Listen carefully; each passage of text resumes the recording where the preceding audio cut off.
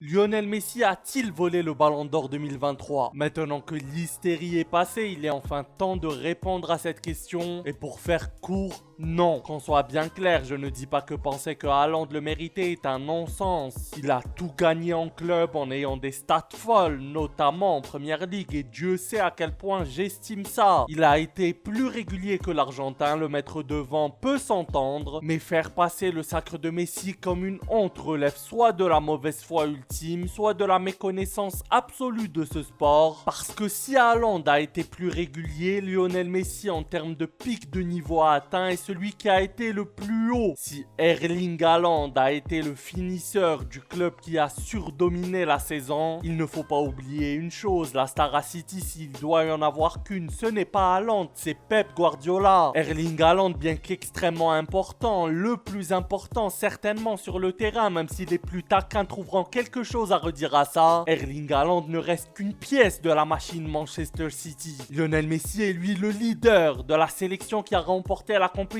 la plus importante de notre sport, en sortant une Coupe du Monde extraordinaire. Et ne me parlez pas de penalty, si vous ne pouvez pas avouer ça, la discussion n'a pas lieu d'exister. C'est lui la Coupe du Monde, c'est l'homme providentiel. Erling Haaland, malgré ses stats, ne l'est pas. Et puis quand on reparlera de la saison 2022-2023 dans 20-30 ans, qu'est-ce qu'on retiendra? Quelle est l'image qui reviendra? Bref, tout ça pour dire que la contestation est surtout due à la frustration de certains envers Lionel Messi. La lassitude peut-être, certainement liée aussi à un fanatisme exagéré de certains pour Cristiano Ronaldo. Les deux sont monstrueux, aimer le foot je pense c'est respecter les deux et apprécier ce qu'ils ont apporté à ce sport. Aimer le foot c'est aussi savoir reconnaître la supériorité de l'Argentin, malgré les attaches qui peuvent être contraires de base.